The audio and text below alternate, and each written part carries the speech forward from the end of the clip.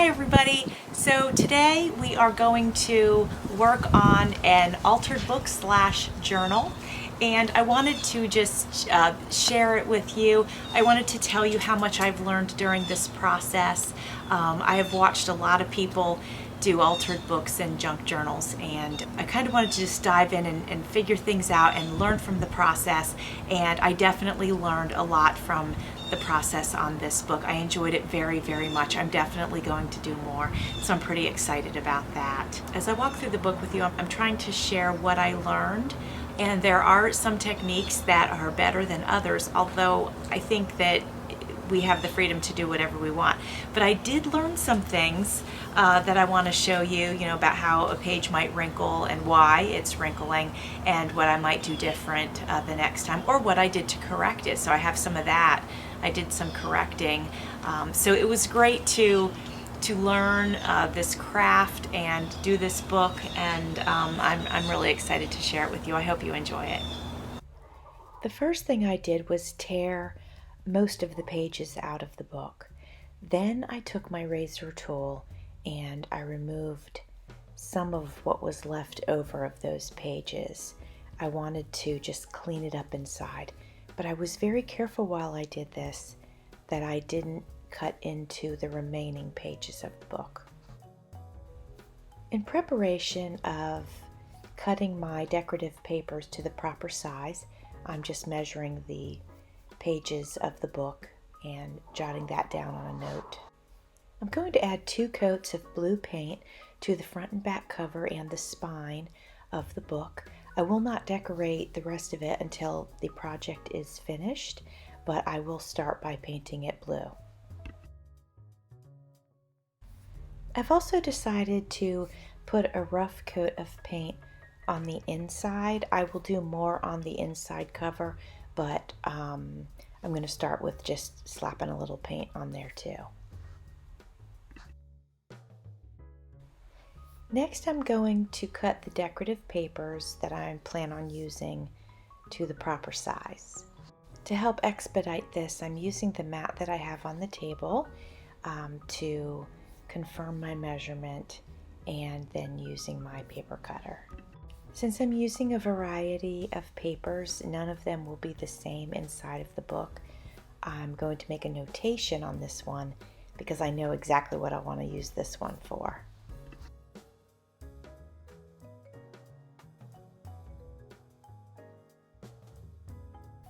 Now that I have them cut to size, I'm going to slide them inside the book without any glue or anything, but just slide them in and size them and make sure I got it right.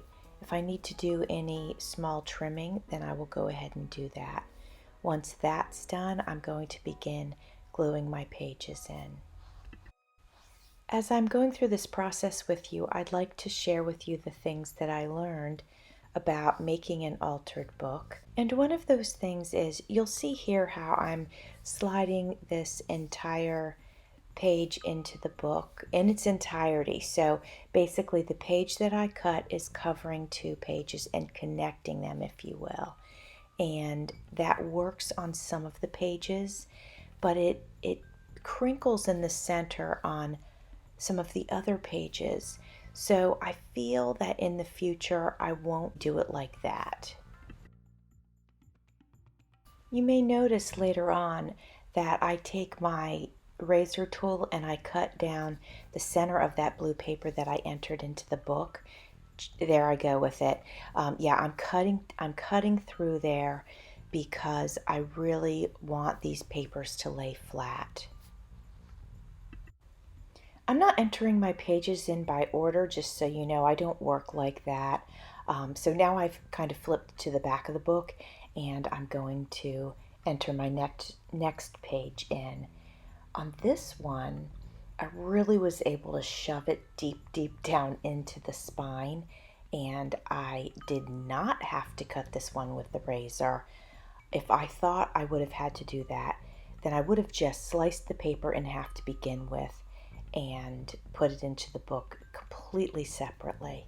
You can see I'm using this little tool to press my decoupage around. Actually, I think this is tacky. Yeah, I'm using tacky glue in this, And I use both, but in this particular one, I'm using this tacky glue, which is a super adhesive, by the way, if you don't know that already. At any rate, I use that little tool to press it down, and it works so well. So I recommend you use something like that, not just your hands, because it does a fantastic job of really pressing the glue down and making your pages super flat. And by the way, it doesn't have to be this particular tool. It could be a pen. You could probably use a spatula. I'm actually thinking about getting a miniature, um, I guess they call it a pin roller, or like a dough roller or something like that. I want a miniature one. I just think that that would be fantastic. So I think I might look for one of those because I think that would do a great job too. So you'll see now that I just put some wax paper inside of that front page because that page is drying, and I just don't want any, I just don't want the page sticking together. Now I'm using this tacky glue to set the second half of this paper into place, and I'm just spreading it around a little bit with my finger just to get that glue up to the edge. I really like to make sure that my edges have adhesive on them, so I'm not afraid to use my fingers when I feel like I need to. Now I am spreading the glue, but I have flipped the book over and I'm pressing it from the other side. I like to press it from both sides. You will periodically see me flip back and forth to different pages, sometimes pressing again. I always, while these pages are drying, I like to check on them and baby them and take good care of them. Make sure they're drying the way that I want them to. Make sure nothing has happened when I have been flipping the pages back and forth. So you'll see me flip back and forth now and again, just checking on my other pages. So I'm on to my next paper, and you can see there's a darkness there in the center. And what I've done here is I've used a ribbon and I have put it down. I have glued it into the spine, if you will. There was some separation there, so I used ribbon because it's flexible, and just put it in there to connect the two pages together and also to reconnect it to the spine. Unlike the other pages that I did, this one I went ahead and I cut the paper in half so both sides will match. It was originally the same sheet of paper, but I cut it in half and I will put them in separately. And that's why I used that ribbon in the spine, so I could connect the two, if you will, but in a flexible way. I did a lot of experimenting while I was creating this journal. I find that that's a wonderful way for me to learn and improve on my skills. And I had a lot of fun doing this book in a variety of ways. You can see here that I'm back at it again with my little tool, and I like to press this glue out to the edges, and then I will use my fingers and take whatever glue squirts out of the edge, and I will spread that around the edge just to make sure it's adhered really well. Getting ready to do the next page, you can see I'm using a brush to spread the ticky-tack, and I will tell you that it does not spread as easily as decoupage, that's for sure. But it's also, it's a drier glue. I mean, it's not dry, but it's a drier glue than decoupage, so it dries more quickly, and that's why I had chosen to use it inside of this book. In this particular area of the book, there is a lot of the leftover papers that I had torn out. So I'm just using this tool to do a little cleanup job on that and get that out of the way. To help to strengthen the book, again, I'm using this blue ribbon, and I will glue that down with Ticky Tack, and I can promise you that that will not go anywhere. And I will tell you that because I tried to remove one of my ribbons in the front that I had put in the front of the book because I wanted to switch it out for something else, and there was no budging it. Now I'm using this ruler to really press that down in between the pages, And that was a great tool to use for that. Now that I've got that ribbon really pressed down in there, I'm going to add my next sheet of paper.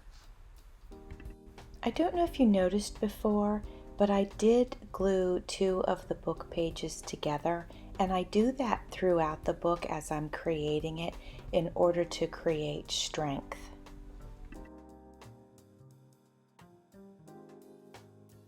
Now I'm going to put this decorative paper into place, and you'll see me really pressing into that ribbon, into that spine area. Again, I'm using my ruler to hold it really tightly into place, and then my other tool to push the glue to the edges. The pages that I did this way did turn out really nicely, and I end up being very happy with them. Now you'll notice that I'm just flipping the pages. I'm really working that center, making sure that they will lay flat when they're open and closed. And now I'm going to glue the decorative paper onto the next book page. Now I'm going to use that ruler again. I'm going to shove it down in the spine and then use my tool to press the glue to the edges. I did not record my putting all of the decorative pages in the book, but I hope that I did it enough times that you could see how I did it, see that I did it, differently on some of them. Now that all the decorative pages are in the book, I'm going to move on and begin decorating them and embellishing them. The first page that I'm inspired to do is the music page. I'm using an old envelope that I got out of the mail that had a window in it. So I'm making that into a little pocket, and inside of the pocket will go a little journaling tab. I had never used an envelope before, like a window envelope, to create a pocket for inside of a book. So I did that off camera, but on the table here you can see the end result of that. And now I'm working on creating the little tab that goes inside for journaling. I took a piece of paper out of this tiny book to use because it has lines on it, so it's perfect for using on a little journaling tab. I don't want it to be bumpy at all, so I'm just using double stick tape. I also used a little bit of transparent tape around the edges of this, just to make sure that when it gets slid in and out of the little pocket, it won't catch on anything.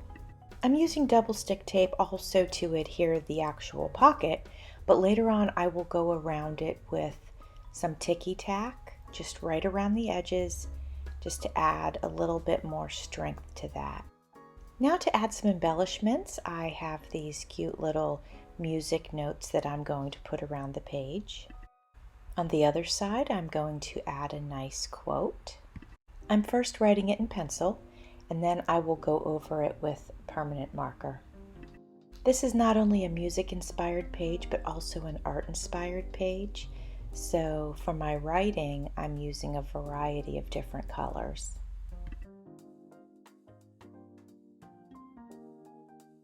I have this little tiny easel art pack, and I really wanted to use it on this page, but I did not have enough room, so I made a compromise. I took out the little tiny artist page and a tiny paintbrush, and I adhered those to the page. The little tiny paper that came with it, that would be the artist page, if you will, I ended up drawing a little picture on it and then connecting the paintbrush to it, and I'll give you a close-up of that later. Now I'd like to add a little softness and color to the edges, so I'm using this goldy pink, I think it's rose gold. I'm using this rose gold paint around the edges of the paper, put a little bit in the center. I'm using a foam brush to spread this around. It has a similar effect as I guess when people do the stamping thing. I don't even know what that's called because I don't have any of those tools.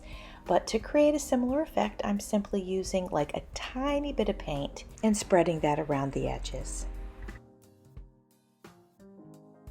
In this video, you got to see me start to create this music slash art inspired page. So you can see that I added some pink paint. Rose gold is what it was, right around the edges, and then just a little bit on the paper, also through the center. I added some chipboard here and here and here. Obviously these music notes and this little piece of paper with this tiny little paintbrush. I hope you could see that. And I wrote this nice quote, and then over here we've got, you saw me make this pocket, so there's a space there for somebody to make a note about if their student enjoyed music and art, if they learned to play an instrument, or just thoughts about the art program at the school. I have gone over these and covered them with an adhesive. They're nice and dry now. They're definitely not going anywhere. So I wanted to just give you a look at this page to wrap up this video. I appreciate you watching today's video. I will have 2 more coming up. The second video I will show embellishing, and the third video will be finishing up some embellishing and also a walkthrough of the book, of each page. So I'm excited to show those to you, and I hope that you will enjoy watching them. Thanks for watching. See you soon.